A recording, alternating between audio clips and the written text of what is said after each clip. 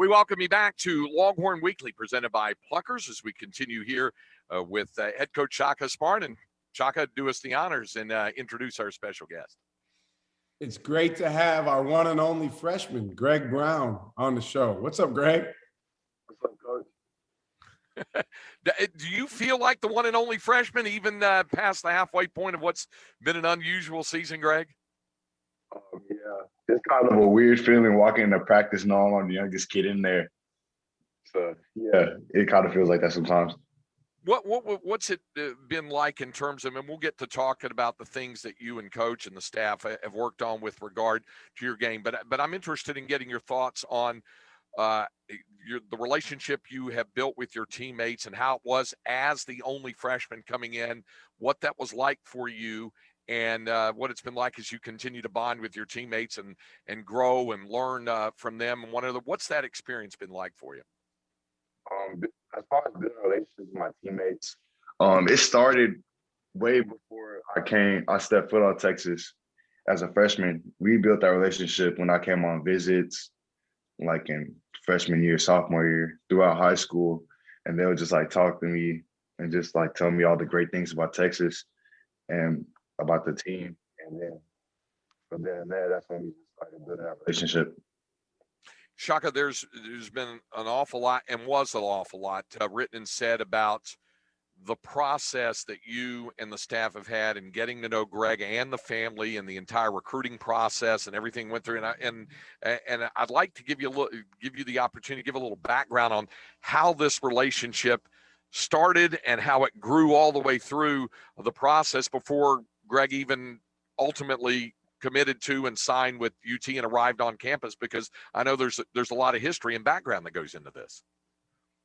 Yeah, there is. But to be honest with you, and I will answer your question, but what's been a million times more fun than the recruiting process and even that relationship development during that time has been when we've actually been able to coach Greg and be with Greg together since he's been here. But we started to get to know Greg, I believe, when he was in 8th grade.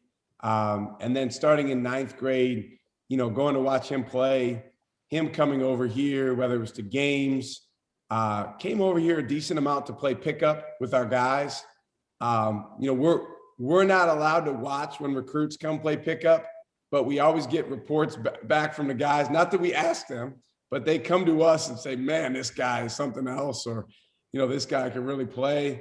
And, it was clear from the start that there was just a respect level that our players had for Greg, not just his talent, but the way he approached the game and the type of competitor that he is.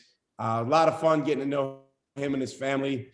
Greg's dad, as everybody knows, has deep UT ties, as does his mom.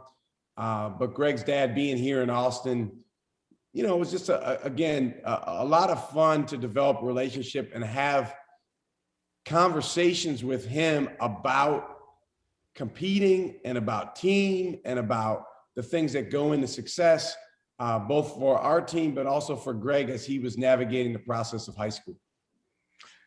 Greg, can you discuss a little bit what those experiences were like for you, first of all, when you were in the pickup games with the guys, before we even get to the point when you obviously decided that this was where you wanted to be at the University of Texas? What was that experience like for you as a high school basketball player, getting an opportunity to participate in these pickup games with college basketball players?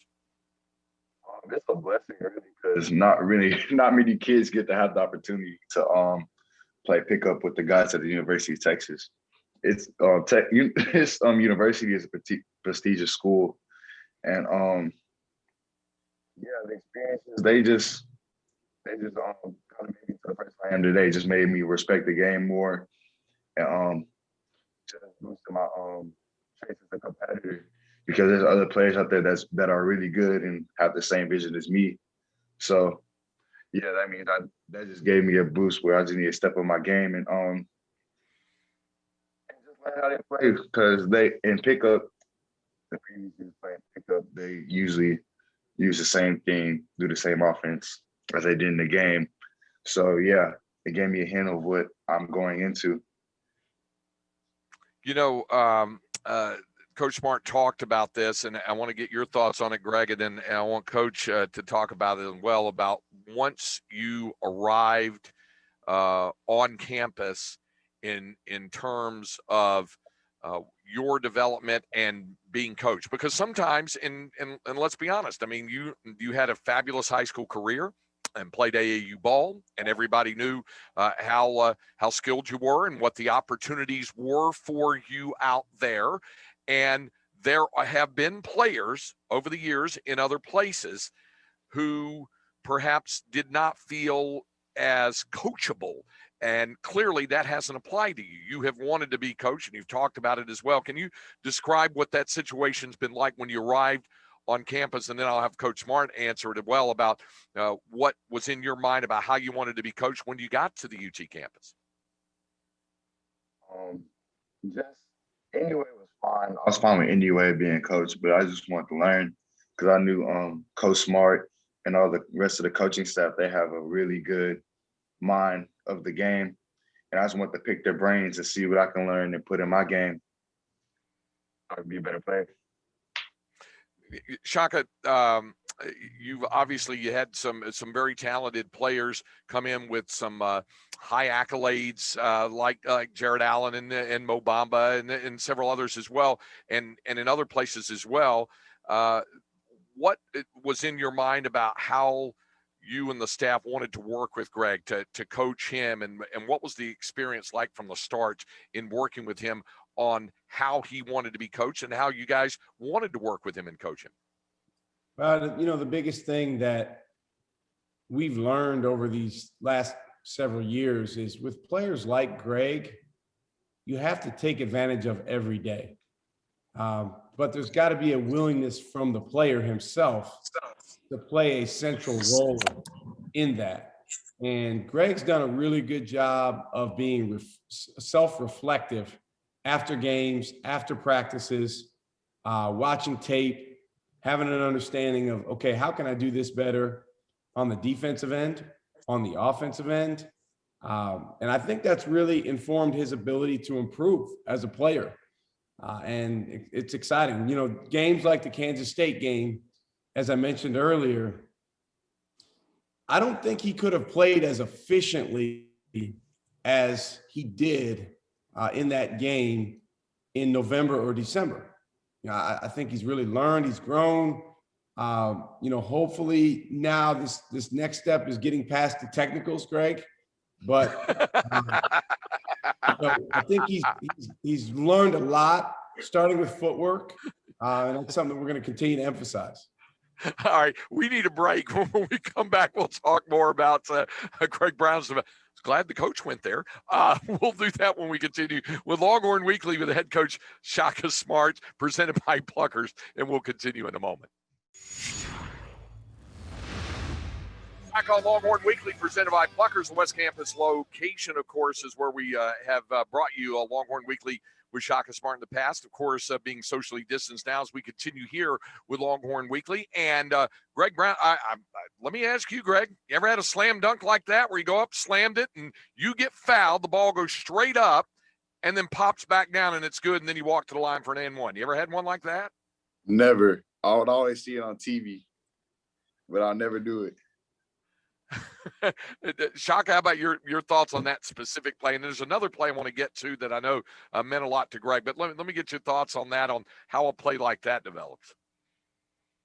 Well, first of all, I don't know if I've ever seen that exact play before, because with all respect to your call, it actually wasn't a missed dunk. It was a made dunk. It just kind of took a circuitous route. It's true. But, the more important thing about that play to me, and Greg and I were actually texting about this earlier this morning, is that he drove with terrific footwork and he drove right. He drove to his right hand. Some of these pundits and know-it-alls on TV have enjoyed pointing out that Greg prefers to go left. So he's been putting a lot of time in on his right-hand drive. And that was a terrific drive to his right that ended up, culminating with that unique dunk.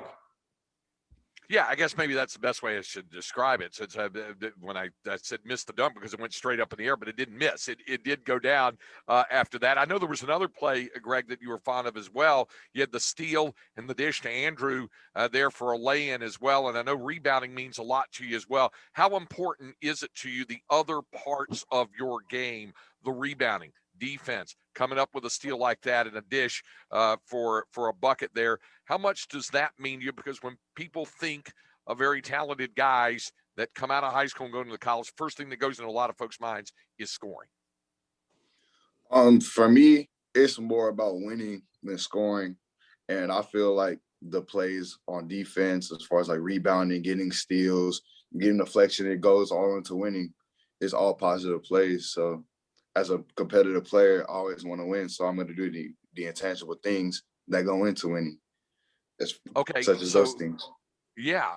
So Coach just brought up the thing about the technical foul stuff, and we all got a good laugh at it. But it is important. An important element of it is that how do you view something like that when it's over? I know there's heat of the moment things that happen, and then when you go back and you look at those things, how do they strike you about how you were in the moment and what you take from moments like that? Yeah, it was a heat in the moment thing, but what I take from that is that I need to be a more mature player and just realize that my team needs me to be on the floor to do the intangible things to win. And so I need to grow up and not get so heated about that call or a missed call and just keep playing. Well, and the reason why I brought them up is because the two technicals, there were 3 games apart, whatever, were different types of technicals. Clearly, the first one was off a spectacular play that you made against Baylor, and there was a look and that sort of thing, and that's a technical foul. And no technical is good, obviously, but then there's ones that are even more costly, like Coach pointed out, when you commit a foul and then get it, and all of a sudden you go from 2 fouls to 4 fouls, and it takes you off the floor. I guess that makes it a little bit frustrating for you at that point, knowing now you've got 4 fouls and got to go to the bench for a bit. Very frustrating because my team needs me to rebound and play defense and do all the intangible things. So yeah, I just need to be more mature and not get those. Yeah. And Craig, maybe we can, I don't know if we've ever done this before on the show, but maybe we can get a commitment from Greg's part, because you said we were having a laugh. I think there was 2 out of 3 people laughing about the can we get a commitment, Greg, no more technicals this season? Yes, sir, we can get that commitment. Wow. So we got that on the air. That's a first for Longhorn Weekly. It is. And we've marked it down as well. But Greg, we got one final thing for you. What part of your game do you are you most pleased with at this point, and what part of your game do you feel still needs more developing as you progress through this season?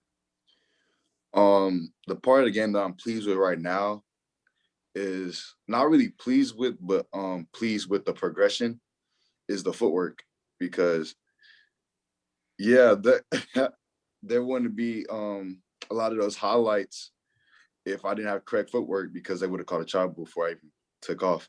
So yeah, the footwork is what I've been really pleased with, and just really pleased on just working on, get better every day, so I can continue to make those plays and continue to make plays for my teammates to help us win. And one game I've been working on, what part of the game I've been working on is my IQ of the game. I've been really keying in on film and just watching different players and how they read defenders, and trying to put that in my game so I can make the game more easy on myself and stop trying to force things, predetermined things, and stop turning the ball over.